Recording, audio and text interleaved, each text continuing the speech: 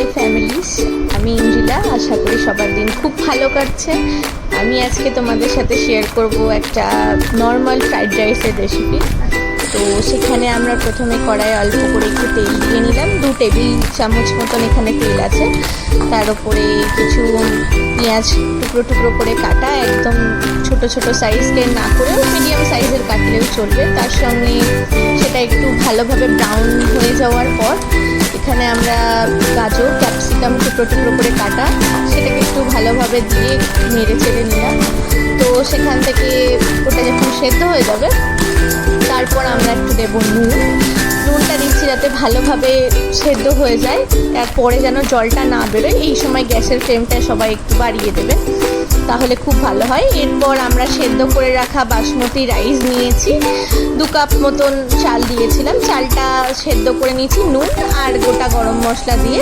গোটা গরম মশলার মধ্যে আমরা দিয়েছি 2টো এলাচ, 4টে লবঙ্গ, কিছু 2টো স্টিক দারচিনি, কিছু গরম মশলার আর গোলমরিচ গুঁড়ো, এইগুলো দেওয়া হয়েছে। আর গোটা গোলমরিচও কিছু ছিল, আমি গোলমরিচ গুঁড়ো ব্যবহার করেছি। এখন রান্নাতে গোলমরিচ গুঁড়ো ব্যবহার করলাম চালটা দেওয়ার পর। আর তার সঙ্গে দিচ্ছি 2 টেবিল স্পুন মতন ভিনিগার। আমি এখানে ভিনিগারের যে ক্যাপটা সেই মাপেই দিচ্ছি। আর অল্প আরেকটু আমার গোলমরিচ গুঁড়ো লেগেছিল, সেটাও আমরা পরে দিয়ে দিচ্ছি। তারপরে সবগুলোকে খুব আলতো হাতে হালকা করে মিক্স করব।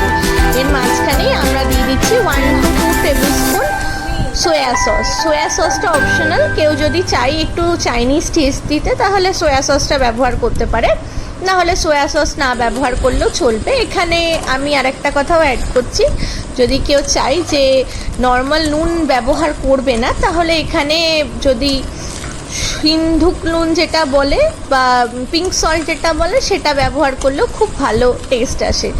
তো এটা আমি এখন সার্ভ করেছি 5 মিনিট নামিয়ে রাখার পর চিকেন দিয়ে।